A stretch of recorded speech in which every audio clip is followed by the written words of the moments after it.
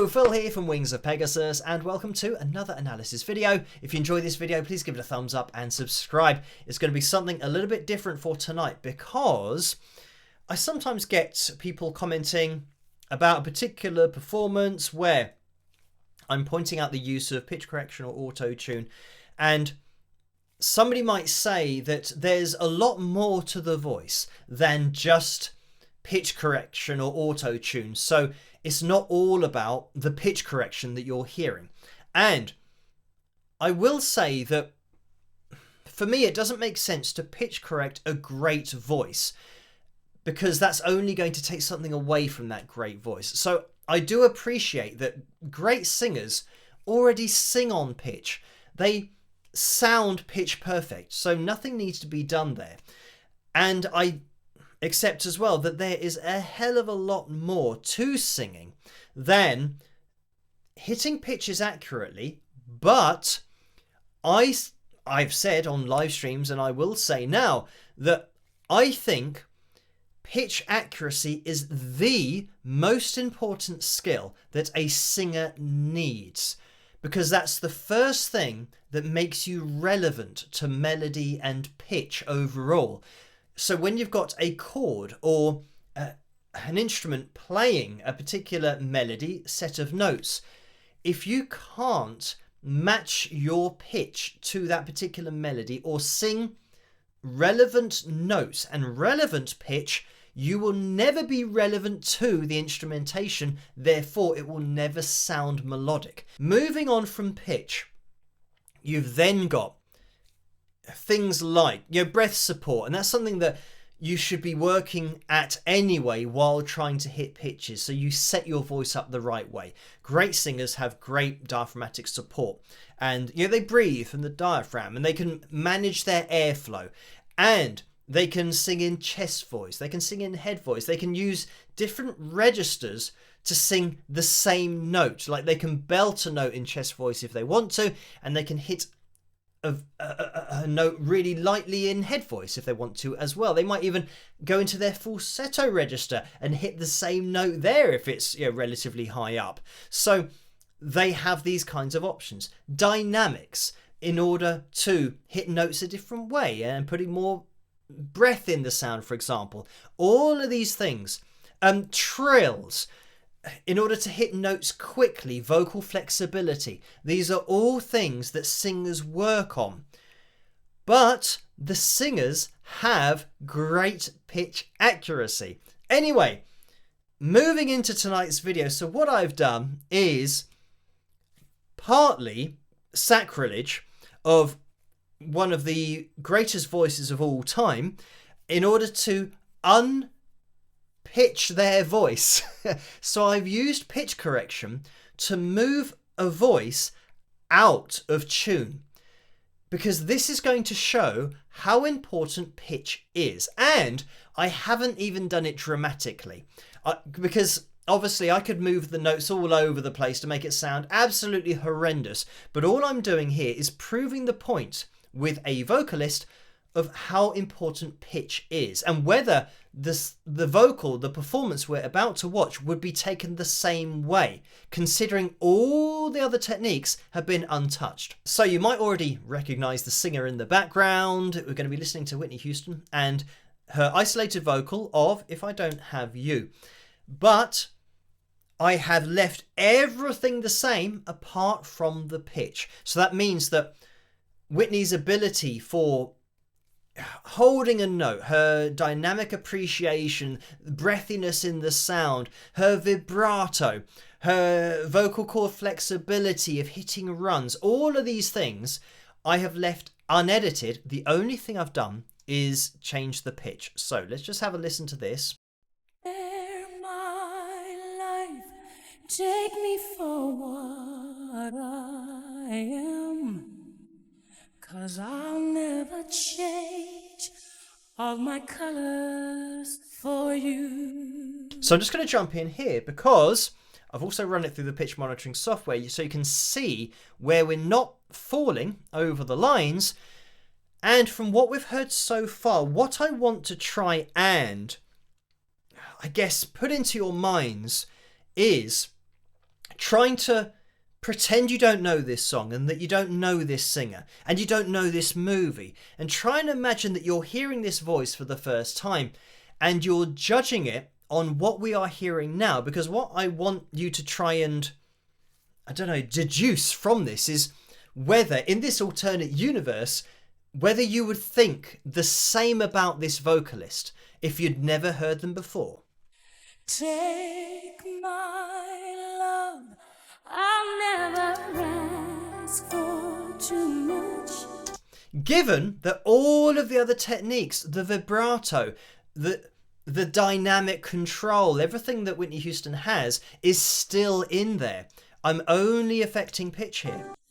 Just all that you are and everything that you do.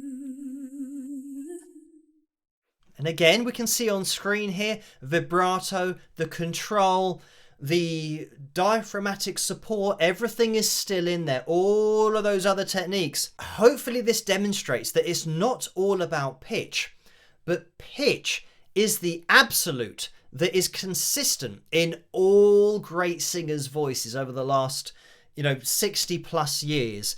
So this is why, when we're talking about the industry standard of pitch correction, that's why it's an industry standard.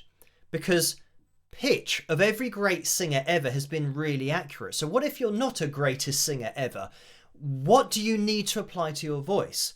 It's going to be pitch correction. If it wasn't as important as it is, then with every singer, vibrato would be an industry standard. So somebody who sings with a shallow vibrato and doesn't cover a lot of pitch, they would have that applied to their voice because they need that, because it's just as important as pitch. So then vocal runs, you could say, well, if somebody sang a note straight, vocal runs are just as important as pitch. So let's put a vocal run into somebody's voice where it didn't exist already, because it's as important as pitch. So looking at all these other things that aren't being added as an industry standard nowadays, it starts hopefully to explain why only pitch correction is the thing that's being applied. All the other things that happen with the voice, those aren't being applied because of how important pitch is to somebody like Whitney Houston, who had the most amazing voice, one of the best voices of all time. But as soon as you remove pitch accuracy, everything else is now irrelevant. And you can say, oh yeah, but her vibrato was consistent. But there have been loads of performances on YouTube where the singer has had a great control of vibrato, but they've missed the note, and they're shown as a vocal fail. Anyway, there is more to this, so I will let it play on. I don't really need to look very much further. I don't want to have to go where you don't follow. I won't hold it back again. I'm jumping in because I've just imagined on the talent shows where somebody is singing and it might even sound like this, and the judge or Simon Cowell, whoever it is, puts their hand up in the air to stop the song because the pitch isn't where it needs to be. So for me, it is make or break, and yeah, that's the reason that I worked on it for so long. It's because for me, it's a make or break of a voice. Somebody's pitch has to be accurate, and this is why I think at the moment, with every singer being pitch corrected, obviously we're losing the unique voices in there as well, because everyone's now set to that place that they can't exceed the expression of pitch correction because they're always going to be on these lines. Whereas with Whitney Houston and great voices, they exceeded the expression that is possible with pitch correction or auto-tune, and that's why they were great vocalists in Whitney's case, but that's why they are great vocalists and why singers stand out, because they've got that expression that isn't afforded to those that are being heavily tuned. But anyway, getting this image of the contestant out of my mind now and trying to appreciate this just as a first time listening to a vocal. This passion inside can't run from myself. There's nowhere to hide. And again, great vibrato there, but just off pitch. Don't make me close one more door. I don't wanna hurt anymore. And I mean, hopefully you can hear that I haven't even done this dramatically. It's still enough. Now, removing the intervals of pitch, which again is another skill, being able to hit pitches accurately. It includes intervals, notes of scales, going from one to the next accurately.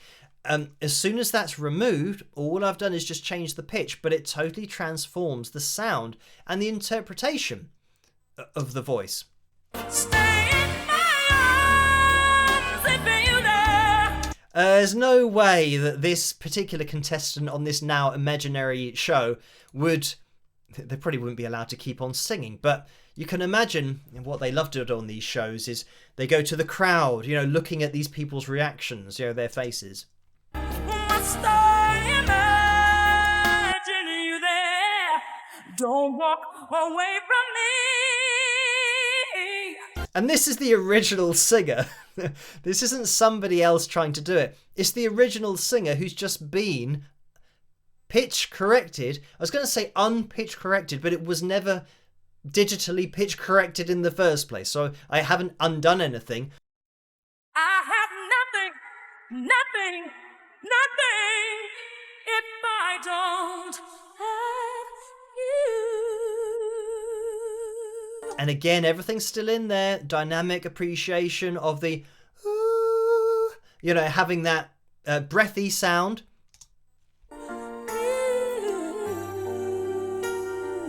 Again, all of the vocal flexibility has been left in. You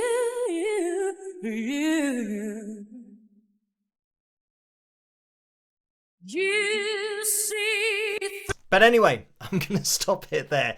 Like I said at the beginning of this video, it is sacrilege to do this, but it's for a purpose. To not only, show how amazing Whitney's voice was anyway, when you then consider this to the pitches that she was actually hitting, but just how important pitch accuracy is to a great singer's voice. And I guess fundamentally what I'm saying is for people that are learning to sing to not rely on technology too much, to try and be as accurate as you can. And then if artistically you want to tune your vocals, then that's an artistic choice. And people, of course, can do what they want. But what I would say is, unless you are going to be an artist who accepts that they can't hit pitches and they're just literally going to use TalkBox, for example, playing a keyboard or playing a guitar and mouthing the words using the instrument for the pitches, again, artistically you can do that. But I think that if you are learning to sing and you want to go out and sing live and you're not going to be using auto-tune live, you might use pitch correction in the studio, but when you go and perform live, you've got to have pitch accuracy for people to, I think, even accept your voice to begin with. So I think ultimately, always when you're watching a singer sing live and they're not using auto-tune or having their vocal pitch processed in any way, when you hear that, you'll get a natural appreciation of their pitch accuracy, and you're going to be hearing a more expressive vocal anyway, because singers naturally hit microtones. They don't, sing to equal temperament to this graph that we have on screen. I hope you guys have enjoyed this video. As always, let me know what you guys think in the comments section below, as well as giving requests for future analysis videos. And if you did enjoy this video, please give it a thumbs up and subscribe, and I'll catch you guys at the next one. Rock!